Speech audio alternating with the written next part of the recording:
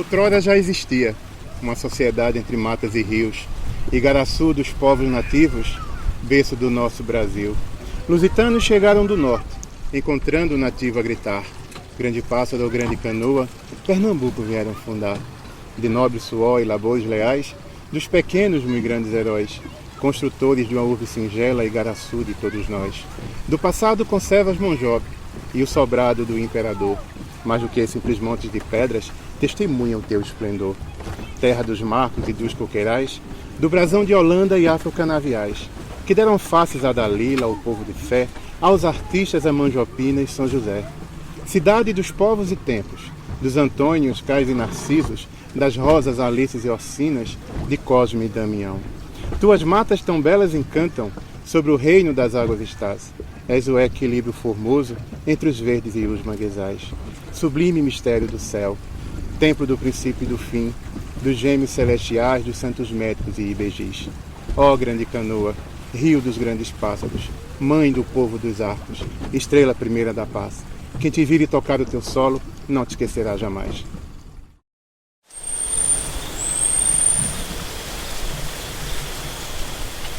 Eu diria que Igaraçu é o começo do Brasil que deu certo.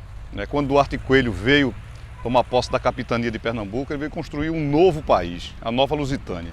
E começou pelas terras de Igaraçu. Não comparando com Olinda e Recife, mas considerando a história de como as coisas se deram aqui nesse pedaço da capitania, a gente tem um começo, né? Um começo de preocupação, de demarcação de terra. A construção da feitoria não foi aceito. Um dos personagens que estava em 1513, Gustavo Jacques, junto com Gustavo Coelho, no final das contas foi indicado como governador das terras do Brasil. E ele aí decidiu que a estratégia, ainda incipiente, de tomar conta da costa é construir uma capitania, ou melhor, construir uma feitoria em Cabo Frio. Foram três, acho que vingaram mais, foram em Cabo Frio e aqui é de Igaraçu.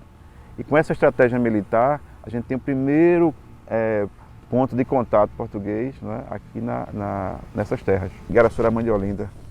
A história conta, né? Só pela descrição histórica a gente percebe o valor histórico que tem Igaraçu. A gente tem essa igreja, ela tem muita história, a Igreja da Misericórdia, e ela tem um período desde 1632, quando o Calabar veio com os holandeses, descendo em Marifarinha, naquela área do litoral, vieram por terra, até chegar aqui, eles se ocuparam dessa igreja, colocaram as pipas de vinho, se utilizaram, levaram mulheres, né, adolescentes e mulheres, prenderam os religiosos e fizeram muita desordem, né, vamos dizer assim, violência contra a população de Igaraçu, em 1632.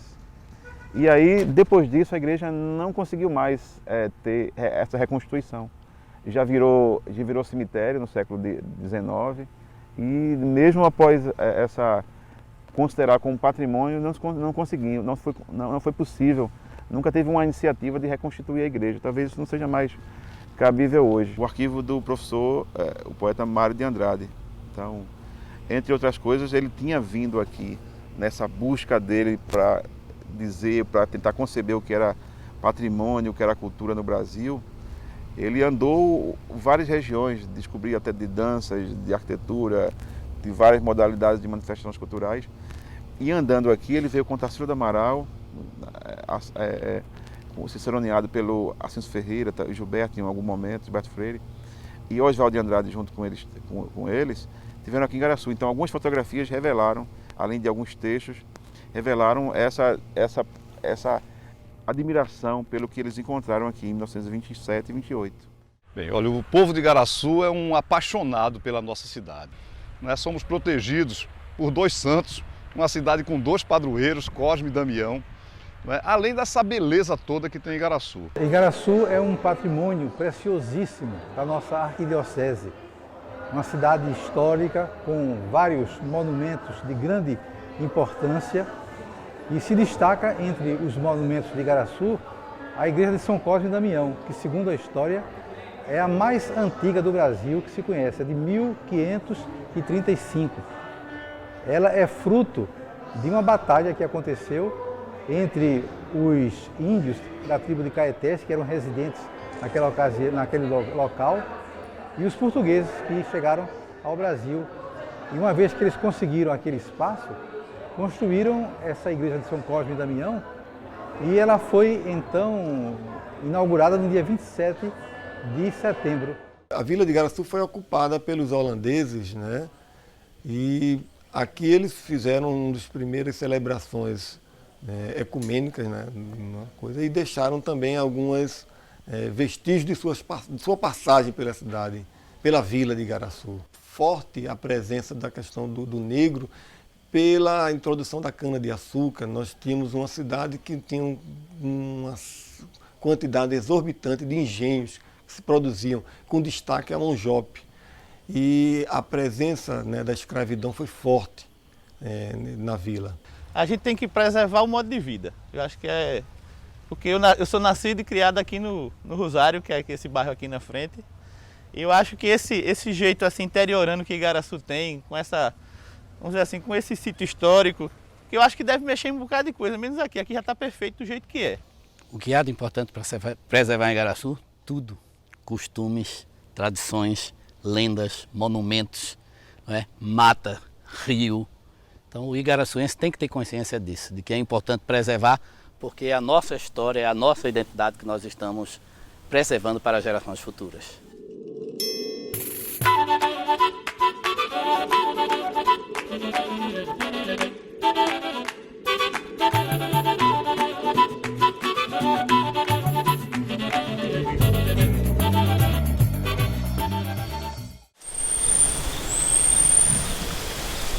Igaraçu é uma cidade rica pela sua natureza, dois ecossistemas fortíssimos, Manguezal e Mata Atlântica. E no centro dessa riqueza natural nós temos um belíssimo sítio histórico, que precisa ser preservado pela sua história e pela sua riqueza cultural. Igaraçu tem manifestações culturais originadas do imaginário popular que precisam serem conservados, transmitidos para as gerações futuras. Isso acredito que é um compromisso que cada cidadão tem de ter com o futuro da sua cidade. A Agenda 21 é um documento, né, que surgiu na ECO 92, na Conferência para o Meio Ambiente e Desenvolvimento, que mais tarde também aplicou-se o nome Desenvolvimento Sustentável. Um planejamento estratégico para o desenvolvimento sustentável do século XXI, a nível global, nacional, estadual e municipal. Então foi nessa perspectiva que surgiu o documento da Agenda 21 daqui de Igaraçu, com esse objetivo de nortear as ações para o desenvolvimento da cidade, mas de forma sustentável. Outros trabalhos são os mutirões que a gente faz de limpeza, tanto no manguezal quanto também na área de matas, quando vamos fazer trilhas. Bem como também nas áreas de praia, né? A gente não só faz a limpeza com os saquinhos, entregando a comunidade, mas também a gente promove uma conscientização, na verdade uma sensibilização, para que essa conscientização passe de indivíduo para de indivíduo, né? Porque ela é particular, mas a sensibilização precisa que alguém faça. A ideia do refúgio, na verdade, hoje nós chamamos de Refúgio das Bromélias, mas a iniciativa aqui era orquídeas. Hoje, no Refúgio das Bromélias, nós temos aqui os 4 gêneros de bromélias. Aqui nós temos as equimeas, as nidulários, as friécies e as neerogélias. Nós estamos aqui numa área de proteção ambiental, uma área que procura conservar, né, e proteger a natureza, deixando ela intacta, assim, antes da presença do homem.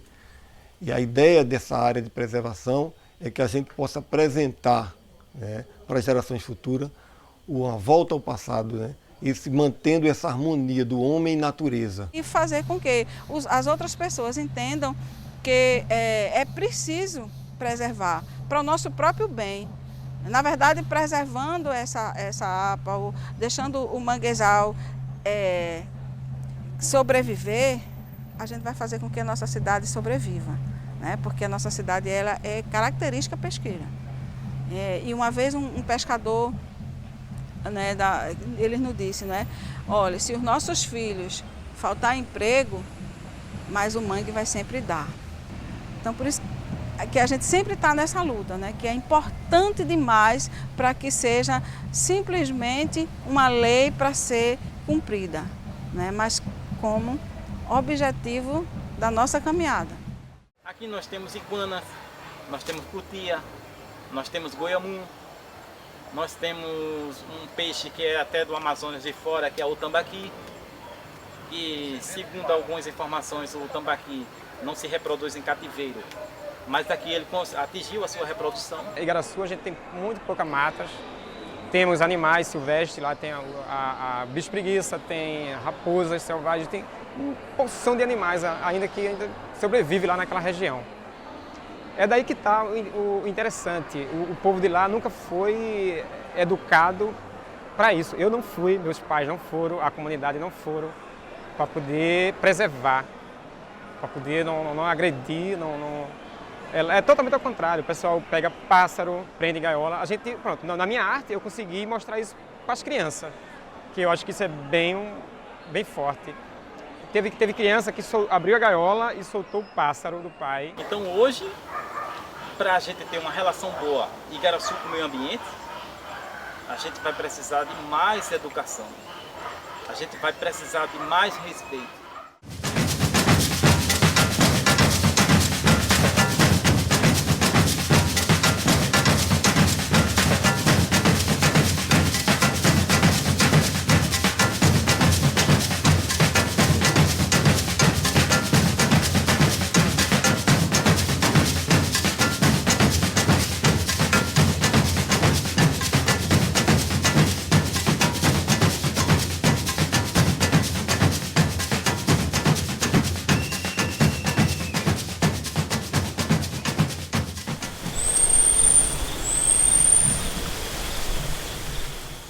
Preservar esse sítio histórico, cuidar da nossa cidade é extremamente importante. Estamos conversando sempre com o IPHAN para que tenhamos cuidado na preservação desse patrimônio todo, que não é um patrimônio só de Igaraçu, é um patrimônio de Pernambuco, do Nordeste e do Brasil.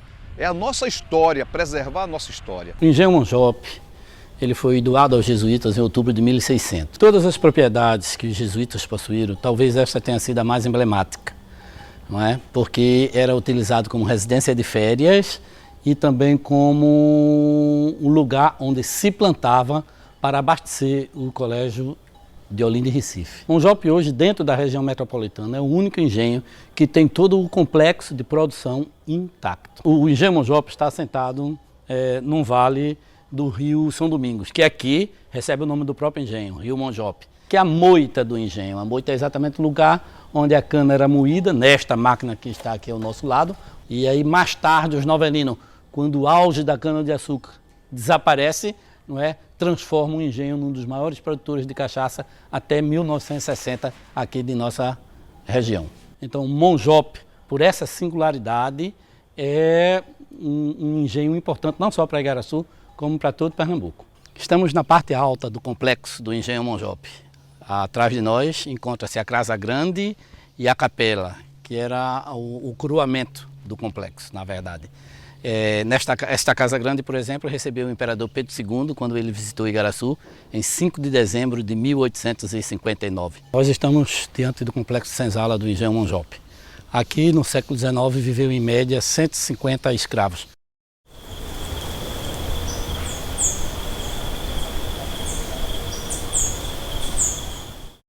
Dentre os 24 painéis, alguns se destacam para alguns curiosos e também para alguns pesquisadores. Existe um painel que é da febre amarela, chamado Peste da Febre Amarela. Um mal que ocorreu durante o século XVII em toda a província pernambucana, de 1685 a 1700, atingindo cidades circunvizinhas a Igaraçu. Igaraçu, no centro, entre todas elas, não foi atingida. Na versão religiosa é que Cosme e Damião, então padroeiros da cidade, teriam protegido a cidade de Igaraçu e que por isso a febre não chegou até aqui. E ainda o quadro narra um pouquinho falando que pessoas infectadas com a doença, ao entrarem em Igaraçu, foram curadas. A Pinacoteca é um bem assim, muito precioso da nossa região, né? De fato, ela estava na Catedral da Sé, lá em Olinda. E durante as obras de reforma da catedral, foi solicitado que Igaraçu acolhesse, lá no convento de Santo Antônio, que pertence também à arquidiocese, a Pinacoteca. E ela está muito bem instalada, ela é muito bem cuidada. Bom, nós estamos em frente à capela de São João Batista do antigo engenho Mussupinho. O engenho Mussupinho, as primeiras notícias que nós temos dele, vêm de mais ou menos 1750. Este local é um local importante para a história de Igaraçu, porque aqui se desenvolveu uma das lutas mais renhidas entre os partidários da Revolução de 1848. Nesta capela que está atrás de mim, o senhor de engenho, com medo que acontecesse alguma coisa com suas filhas e netos, colocou todos aí dentro e foi o único espaço que durante as 6 horas da batalha foi respeitado tanto pelas tropas imperiais quanto pelas tropas revoltosas. E aí a família do senhor do engenho pode sair salva desse fogo cerrado de 6 horas de duração.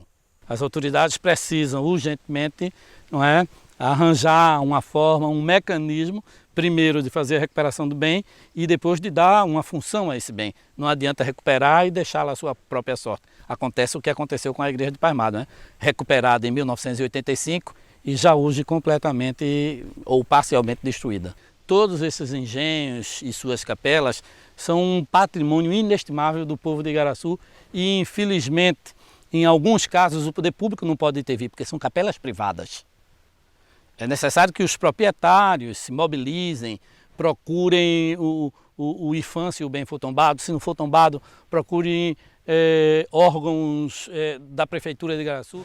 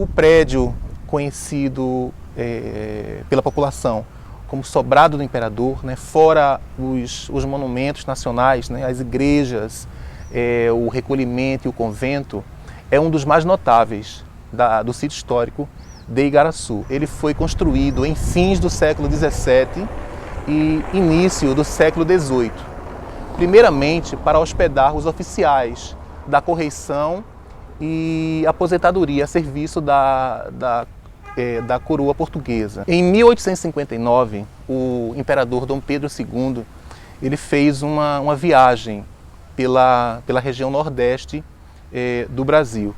E no dezembro daquele ano, ele visitou Igaraçu, né? e o Sobrado. Né? Em 2005, né?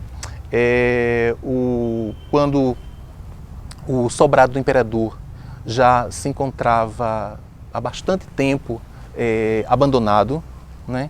Nós quer dizer, enfrentando reiterados invernos, né?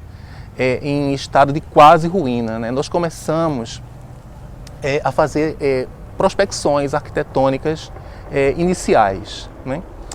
E depois foi feita uma pesquisa histórica, né? Pelo historiador Guilherme Jorge Paz Barreto Neto, né? E nós elaboramos o projeto de restauro e, finalmente, numa ação conjunta do IFAM com a Prefeitura Municipal de Igaraçu, a Fundação Gilberto Freire e o BNDES, nós restauramos a edificação, o Sobrado do Imperador. Olha, eu fui procurado pelos órgãos federais, IFAM, a Fundação Gilberto Freire, para que a Prefeitura participasse do projeto, cedendo o imóvel que estava em estado de pré-ruínas. E nós abraçamos o projeto, assim foi feito, enviamos para a Câmara o projeto de lei, cedendo o imóvel ao governo federal, e entramos ainda também com uma parceria em restaurar o imóvel vizinho, para que o imóvel onde hoje é o escritório regional do IPHAN, ele pudesse voltar às características originais, porque uma construção vizinha havia alterado um pouco a lateral direita do imóvel. Então a prefeitura abraçou a ideia e, graças a Deus, o que era um imóvel em pré-ruínas hoje é um belíssimo sobrado, conhecido como o Sobrado do Imperador. A sua magnitude arquitetônica, né? As suas propriedades arquitetônicas, sua importância histórica, cultural, sendo um edifício de destaque, fez com que o IPHAN o escolhesse, né, para nele funcionar o escritório técnico do IPHAN na cidade e, posteriormente, a Casa do Patrimônio. O IPHAN, ele é um órgão, uma autarquia federal responsável pela proteção do patrimônio cultural brasileiro. Se tenta, então, trabalhar a preservação dos monumentos tombados em nível federal e o patrimônio imaterial registrado em nível nacional. Na realidade, nós queremos trabalhar a Casa do Patrimônio é um conceito, não é apenas uma casa, não é uma coisa. Na realidade, é um conceito de a gente tentar explicar para a população, ou ter um espaço de acesso à população, para que a gente possa ter um diálogo mais próximo da população, para que eles entendam o que é o patrimônio cultural brasileiro. Então, na realidade, a Casa do Patrimônio é uma ação educativa do IPHAN Nacional, onde a gente pretende lançar várias casas do patrimônio em vários estados, em várias cidades, e quanto mais próximo à população, melhor será para que a gente possa explicar o que é o sentido e o que significa o patrimônio cultural brasileiro. A Casa do Patrimônio ela tem como missão primais pôr em destaque, né, promover a cultura do lugar, o patrimônio cultural material e imaterial do lugar, mas isso não fazendo sozinho, fazendo conjuntamente com a comunidade, com o poder público, né, o governo municipal e os agentes culturais, os grupos, né, representativos da cultura do município. Já acho que há uns 5 anos que a gente vem com uma parceria muito forte com o IPHAN, né, com a Casa do Patrimônio. A gente realiza aqui uma vez por ano um grande concerto aqui na frente, onde o cenário de fundo é a Casa do Patrimônio. E esse concerto traz mais de 1.500 pessoas para cá para assistir os jovens que são formados na nossa escola de música, numa apresentação que também a gente fala sobre a importância disso aqui. Se ele não se reconhece como pessoa e onde ele está, vai ser difícil dele agregar valores que a gente tem necessidade aqui.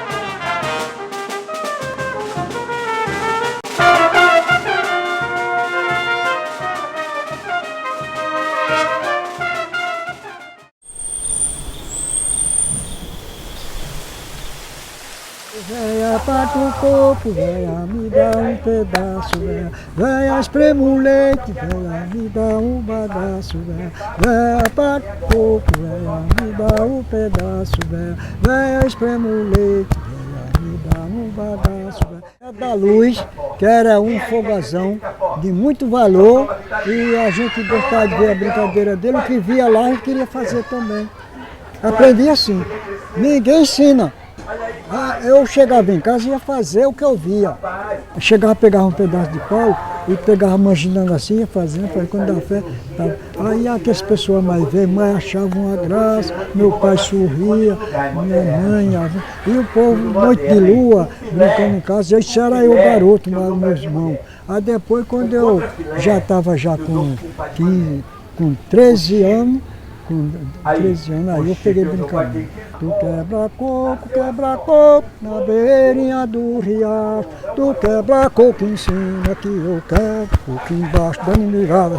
Quebra coco em cima que eu quebro o coco embaixo. Sou artesão, trabalho com a matéria-prima do coco, apesar que usando outros elementos também na natureza, troncos que a gente encontra jogados em terreno baldios, e aí transformando em arte, resgatando nossas lembranças de infância. Como a gente não tinha muito acesso à cidade grande, a gente mora em sítio, na área interior de Igaraçu, então a gente tem muito contato com a natureza, coco, raízes, então eram nossos brinquedos. Como eu nasci com o dom de esculpir, de criar arte, foi uma maravilha para mim, né? Eu acho que esse era o meu destino, de fazer arte, de esculpir, de criar. E hoje eu consigo passar essa minha arte para algumas pessoas da comunidade, crianças, que hoje está tendo essa sensibilidade também de olhar para um coquinho e daí transformar num cachorro, numa arara. A gente pode representar nossa cultura, os caboclos de lança, os passistas de frevo, nossos animaizinhos também, né? O siri, o caranguejo, e aí vai o cavalo marinho. Pô, é uma riqueza enorme. É só saber explorar tanto a natureza, que nos oferece essa matéria-prima, quanto a nossa história, que fica para trás, que vem as tecnologias, né, avançadas. Então aquelas coisas primitivas vai ficando, como a casa de farinha, que vem de meus pais, de meus avós e tal, que é uma lembrança muito boa que a gente tem da nossa infância. Meu nome é José Abias da Silva, conhecido como Abias, eu assino Abias. Sou de Igaraçu, com muito orgulho, represento Igaraçu. Trabalho com arte, raiz, galhos, a gente recicla, aproveita tudo que é descartado na natureza. Eu tenho a preocupação de aproveitar e não degredir. Eu acho que todo mundo deveria fazer isso.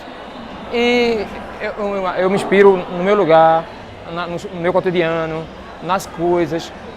Por exemplo, a feira de Igaraçu, os personagens, rodas gigantes, os parques, os bichos, tudo me inspira. Igaraçu é uma cidade marcada pela religiosidade e pela cultura. Aqui nós temos o maracatu mais antigo do Brasil.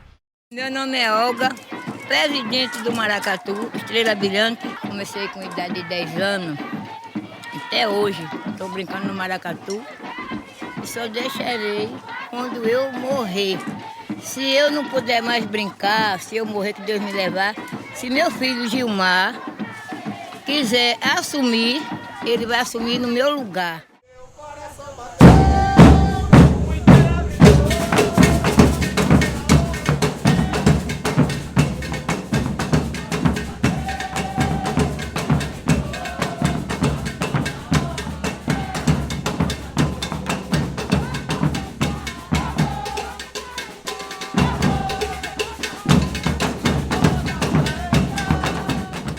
Em Deus, que eu vou batalhar até o fim da minha vida, eu vou fazer o que minha mãe fez, para não deixar isso aqui acabar. Porque a maior herança de Igaraçu é esse maracatu. Até hoje, leva o Igaraçu para o mundo. Eu carrego 189 anos de história. A escola de música ela surgiu da banda Heitor Villa-Lobos, né, que é uma banda aqui da cidade de Igaraçu. Foi fundada em 1991. Por alunos aqui das escolas públicas aqui do município. A gente tinha a ideia de fazer uma banda para reunir o pessoal, de musicalizar o pessoal. Depois da banda fundada, a gente disse, pô, como é que a gente vai sobreviver? Como é que a gente vai viver? Então a gente disse, vamos fazer uma escola de música, né? E aí a gente vai musicalizar os outros jovens, juntar todo mundo em torno desse ideal e tocar em frente. Hoje, 23 anos após, a banda é pentacampeã regional, heptacampeã estadual, bicampeã nacional e é uma das representantes do Brasil no Mundial. Quando eu entrei aqui na instituição foi que eu vi mais ainda a grandeza dela em nosso município. Eu vejo a mudança que a gente consegue fazer na vida de um jovem e comecei a refletir a minha e vi minha mudança ao decorrer do tempo. Então jovens entram aqui e a gente consegue com o nosso trabalho construir que eles saiam daqui um profissional, muitas vezes na área da música. Então, essa instituição ela é essencial no nosso município. Agora, bom que o prefeito pensasse isso. Cavalo Marinho, Ciranda e Mamulengo, Guaraçu se renovasse, continuasse, levantasse, porque tem muita gente que não sabe, mas vendo a brincadeira e vai animando, vai animando. Nossos negros vieram da África pra formar só uma nação.